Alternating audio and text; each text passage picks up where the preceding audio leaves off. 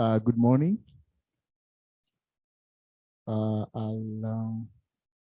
been given the humble duty of introducing what today is all about.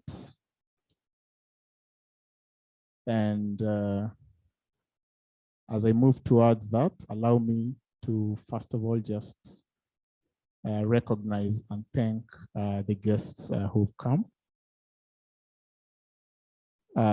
Our chief guest was Dr. Rashid Aman. He's had to travel to Rwanda on very short notice, so he sent Dr. Simeon Kibias, who is the head of the Directorate of Health Standards, Quality Assurance and Regulation at the Ministry of Health,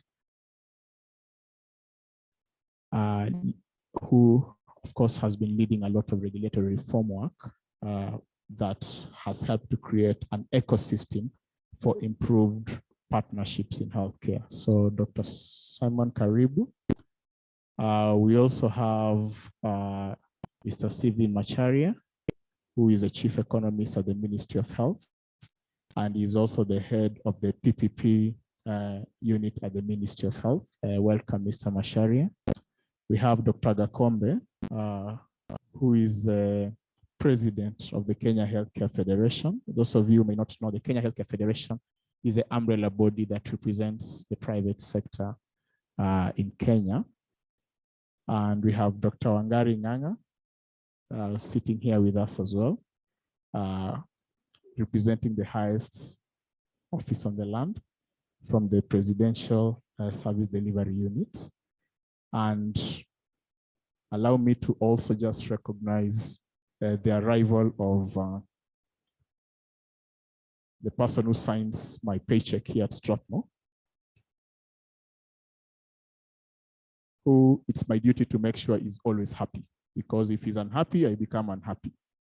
So I'll introduce him formally later, but my dean, Dr. Njenga, is here as well. And my vice dean, Dr. Angela Ndunge, is here as well. And just recognizing all the guests who are here, but very, very importantly as well, welcoming everybody who is logged in online. Thank you for accepting our request that most of us attend virtually just because of the COVID protocols. So we are hoping that you have enough clarity where you are. And if you have any challenges, please get in touch with the Marianne and the team, and those will be sorted. So allow me to just take about 5 minutes, and no complicated presentations or anything, but just setting the scene for today, if you like. We are standing on the cusp of a very pivotal point in history, in my opinion, in my humble opinion. There's a lot that's happening. There's a lot that's happening in isolation. What are these things that are happening? I'll talk about them briefly. One, a lot of effort has gone into creating an improved policy and regulatory environment that allows private enterprise to thrive, that allows businesses, including healthcare and non-healthcare businesses, to thrive. We as a country are leading in many ways in terms of creating the right climate for businesses to thrive. That is one thing that is happening. The other thing that is happening is we are seeing an unprecedented pipeline of innovations, including healthcare innovations, that are pretty much transforming health services as we know them. Over the last year and a half or so, the COVID-19 pandemic has pushed the world to the brink of collapse pretty much at some point. Everything stopped. Things are bad when the airspace gets cleared, because it basically means there's no global movement and trade. COVID got us there, but a lot of innovation, tech and non-tech innovation and solutions from public and private sector are slowly getting us back on track. So there's a massive, massive, massive opportunity that's coming with increased innovation, tech and non-tech innovation. All right? The third thing that is happening is research and academia is increasingly being asked to come out of its shell and participate in the conversations on how we can take this to the next level. We have a very traditional, we have a history of a very traditional academic sector that is pretty much locked in a lab. They exist in a cocoon of their own. So we have a lot of science, technology, and innovation happening, but it's happening in isolation from the policy changes that are creating a good environment and from the innovators in industry. Most of them don't even work within academia. They don't even, in their own words, they don't care too much about universities and academia. So what we have, ladies and gentlemen, is a schism that is costing us, it's taking away an opportunity at this pivotal point for us to give birth to a more improved world. Now, looking at this from the healthcare lenses, what does it mean? It basically means we need to spend more time doing things now and less time talking.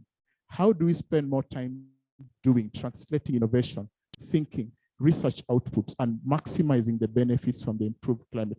How do we spend more time doing that? It's simply by focusing on getting the right partnerships in place. I've mentioned the word PPP as I come to the end of my small introduction. What is a PPP? You need to go back in history to understand what a public-private partnership is. Historically, PPPs were designed or developed as a way of removing government involvement from the tedious and heavy task of constructing and delivering on infrastructure projects. That is the history of PPPs. The government needed to bother less about the doing and focus more on the customer or the community experience. The government needed to move from constructing the building to monitoring how it's being used, whether there's equity in how it's being used, are people accessing it well, are people being treated well when they access that building. That is the history of PPPs.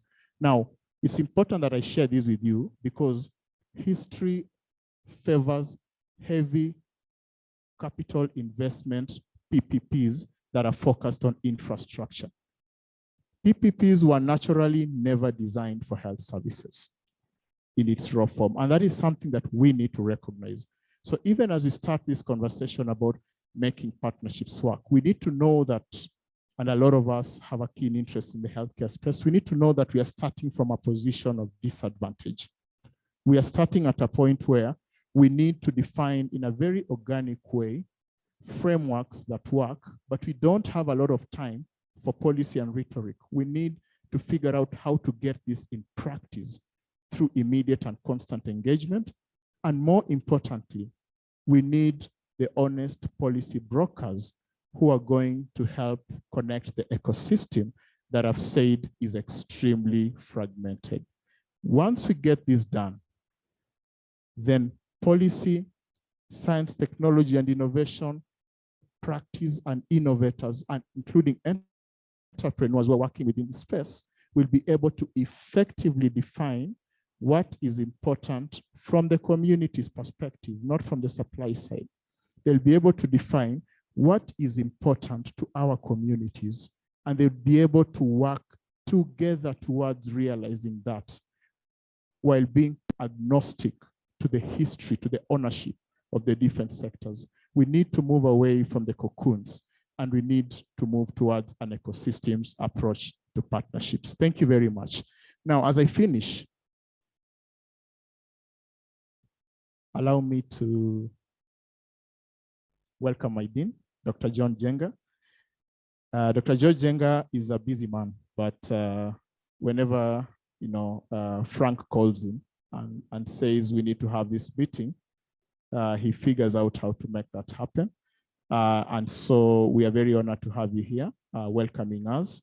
And if you'd be so kind as to just take a couple of minutes and address the guests before we welcome the chief guests. Thank you very much.